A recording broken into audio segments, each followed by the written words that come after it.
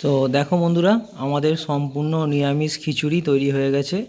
যারা নিরামিষ খান বা কোনো নির্দিষ্ট দিনে নিরামিষ খাবেন, তো তারা এই পদ্ধতিতে সম্পূর্ণ নিরামিষ খিচুড়িটা বানিয়ে দেখবেন। জাস্ট অসাধারণ লাগবে। যেরকম সুন্দর সেন্ট এসছে আর ঠিক সেরকমই সুন্দর স্বাদ এসছে। তো আমি যেভাবে দেখাচ্ছি পুরো পদ্ধতিটা আপনারা দেখতে থাকুন। জাস্ট অসাধারণ লাগবে আপনাদের খেয়ে। আর যেসব নতুন বন্ধুরা চ্যানেলটি প্রথম দেখছেন, প্লিজ আমাদের চ্যানেলটি একটু সাবস্ক্রাইব করে দেবেন, একটু ফলো করে নেবেন। Thank you. নমস্কার বন্ধুরা, রান্নার পাঠশালায় আপনাদেরকে স্বাগত জানাই। আশা করি আপনারা সকলে খুব ভালো আছেন। আজকে একটা রেসিপি দেখাবো, সেটা হলো খিচুড়ি।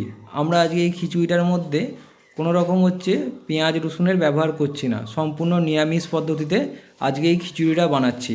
তো তার জন্যে কিছু উপকরণ নিয়েছি, সেটা আপনাদেরকে প্রথমেই দেখিয়ে দিই। প্রথমেই আমি এখানে নিয়েছি গোবিন্দভোগ চাল আর সোনা মুগের ডাল। তো গোবিন্দভোগ চাল আমি এখানে নিয়েছি 1 কেজি, আর মুগের ডাল নিয়েছি এখানে 300 গ্রাম। তো এটা আমি এখানে ধুয়ে রেখেছি।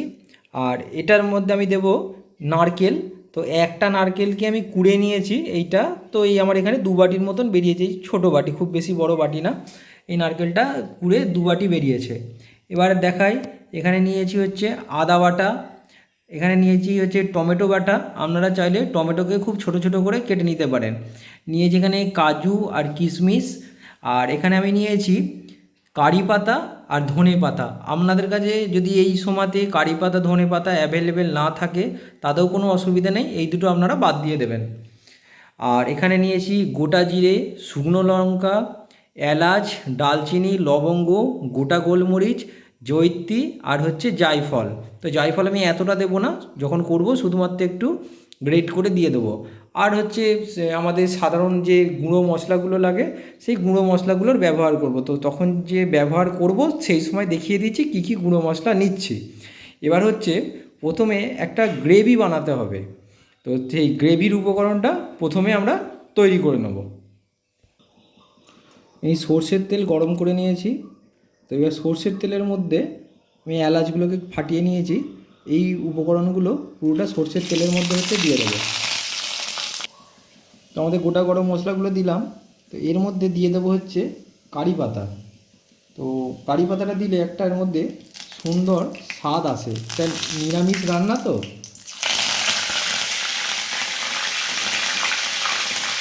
মধ্যে কারি পাতাটা ধুয়েছি, জল ছিল যার জন্য চেষ্টা হয়।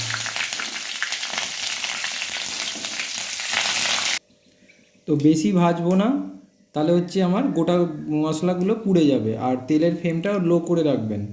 আর এর মধ্যে যে আদাটা নিয়েছি, সেই আদাটা দিয়ে দেব। তো এবার আদাটা আমার ভাজা হচ্ছে। এর মধ্যে যে জায়ফলটা ছিল, জায়ফলটা আমি অল্প একটু জিরাটা দিয়ে ঘষে দিয়ে দেবো। এমন নয় যে নিরামিষ রান্নার স্বাদ হয় না, নিরামিষ রান্নার স্বাদ অসাধারণই হয়। তো সেটাই দেখুন, যারা নিরামিষ খান, আমাকে অনেকজনই অনুরোধ করেছিলেন যে শুধু আমি আমিষ রান্নাই বেশি করি। তো নিরামিষও আমার রেসিপি অনেক কিছুই দেয়া আছে। তো আজকের এই নিরামিষ যে খিচুড়িটা বানাবো, এই স্পেশালি যারা নিরামিষ খায় তাদের খুব ভালো লাগবে। আর এই খিচুড়িটা আমি প্রথম খেয়েছিলাম চন্দনেশ্বর মন্দিরে গিয়েছিলাম। চন্দনেশ্বর মন্দিরে আমাকে এই প্রসাদে খিচুড়িটা দেওয়া হয়েছিল। তো খেয়ে আমার এত সুন্দর লেগেছিল খিচুড়িটা, মানে আমার খুব ভালো লেগে গিয়েছিল। তো যেদিনকে আমি ভাবলাম আজকে বৃষ্টি হচ্ছে, তো খিচুড়ি বানাবো, তো এর আগে আমি কিমা খিচুড়ি বানিয়েছিলাম। তো সেটা যারা তো আমিষ খান তাদের জন্য খুবই ভালো লেগেছিলো, তাদের আমাকে সবাই জানিয়েছে। তো যারা নিরামিষ খান, আজকে এইটা নিরামিষ খিচুড়িটা স্পেশালি তাদেরও খুব ভালো লাগবে। আর যারা আমিষও খান, এইভাবে একদিন নিরামিষ খিচুড়িটা খেয়ে দেখবেন, দুর্দান্ত লাগবে। আর আমি এই আদাটা যে ভাজা চলছে, এর মধ্যে এখনই মিশিয়ে দেবো কিছুটা হিং। এই হিংটা দিলে কি হবে, আদার সাথে মিশে গিয়ে পেঁয়াজ যে নেই, এই যে গ্রেভিটা পেঁয়াজ ছাড়া সেই পেঁয়াজের অভাবটাই এর মধ্যে থাকবে না। আদার সাথে হিংটা মিশে গেলে একদম দুর্দান্ত একটা ফ্লেভার চলে আসে। যেভাবে আমরা সাধারণত বলির মাংস রান্না করি, পেঁয়াজ রসুন দিই না, কিন্তু কত সুন্দর খেতে হয়। তো সেইভাবে এই গ্রেভিটাকে বানাতে হবে। তার জন্য এই কাঁচা আদার গন্ধটা যাওয়া পর্যন্ত আমাদের এইটাকে ভালো করে ভেজে নিতে হবে। তো এবার এতে আমরা কিছু গুঁড়ো মশলা ব্যবহার করব। তার জন্যে নেব হচ্ছে জিরের গুঁড়ো, ধনে গুঁড়ো,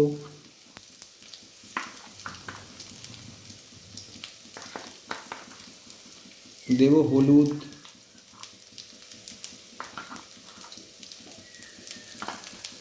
দেব একটু মিট মশলা। এতে মিটের কোনো ব্যাপার নেই, আমি আবারও বলি আজকের রান্নাটা সম্পূর্ণ নিরামিষ, কিন্তু এই মিট মশলাটা একটু দেব, তাতে টেস্টটা খুব সুন্দর আসবে। আর দেব লঙ্কার গুঁড়ো,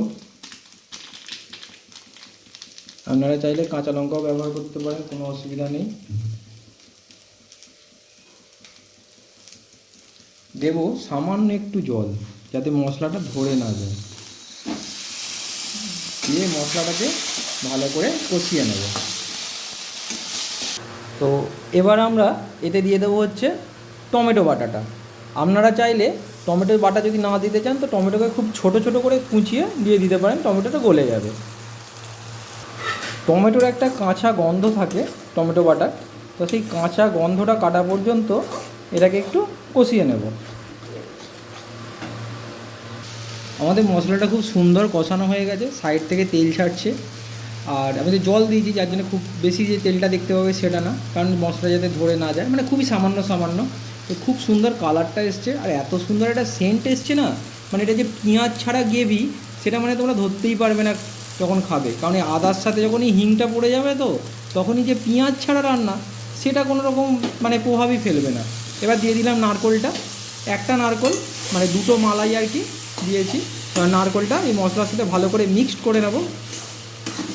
আমি এটা তোমাদেরকে বললাম না যে প্রথম হচ্ছে চন্দনেশ্বর মন্দিরে খিচুড়িটা খেয়েছিলাম, তো সেটাতে তো হচ্ছে আমি জানি না, মানে দেখিনি যে কি কি দিয়ে রান্না করেছিল। মন্দিরটা উড়িষ্যায়, কিন্তু আমি হচ্ছে মানে এই রান্নাটা যে বানাচ্ছি, যে ওখানে যে খিচুড়িটা খেয়েছিলাম তার যে স্বাদটা আমার মুখে লেগেছিল, সেই স্বাদটার মধ্যে কি কি থাকতে পারে সেই অনুমান করে হচ্ছে আমি এই রান্নাটাকে বানাচ্ছি। আমার এই ছোট কড়াটার মধ্যে হচ্ছে মানে পুরো খিচুড়িটা ধরবে না, তার জন্য হচ্ছে আমি একটা গামলি নিলাম। আমি গামলিতে কিছু আলু দিয়েছি। আপনারা যদি কেউ মনে করেন যে এতে সোয়াবিন দেবেন, সোয়াবিন অ্যাড করতে পারেন।